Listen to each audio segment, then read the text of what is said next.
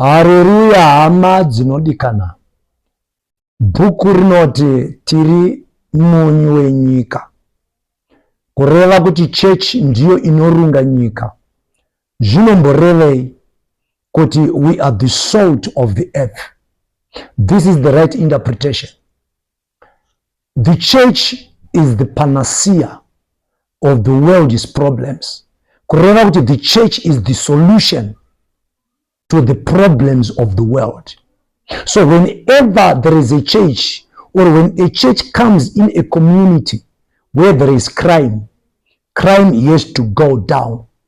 When a church comes in a place where there is drug abuse has to go down. When a church comes in a community where there are abortions, abortion has to go down. Ndirakwedza kutseketudza nyaya yekuti kudii. Ndira kuti muzopa Freeman HKD izwi rechenjedzo. Bhuku rinoti hushamwari hwakaipa hunowodza mabasa akanaka. Iwewe zvako hauna kutombobvira waonekwa uchiba, uchirobha, wakatakura pfuti, but vanhu vacho vaunotamba navo vanenge vakatakura izvozvo vanokubatanidzira navo. Pavari kukubatanidzira navo, vari kuedza kubatanidza mabasa ako neavo, vobva vaona kuti aizve zvamunenge vamwe chete. Iwewe wakanga usipo and hautomboripo, but simply because wajoina company yavanhu vane mabasa akaipa, iwewe character yako yakanaka yabva yatoodzwa. Kureva kuti ukabika tea yako yakakora yakanaka, but mukangwera mangowira minzi, kungawira paita minzi muti vanhu vakutoirasa kuti haichamwika.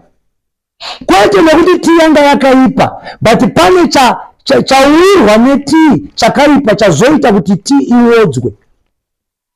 Saka ndinoda kukubatsira my brother, pamwaka uno watiri isu nechechi tinokupa mashoko echenjedzo 2024 uno.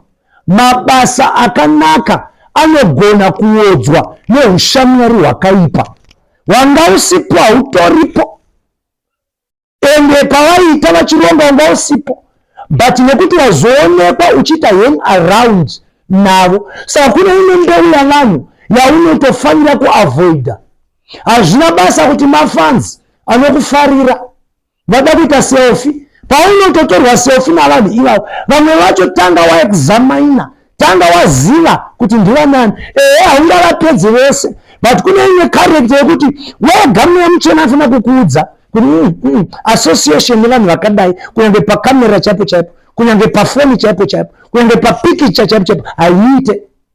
Saka shoko randokusiyira 2024 uno, mabasa akanaka anogona kuwodzwa nehushamwari hwakaipa.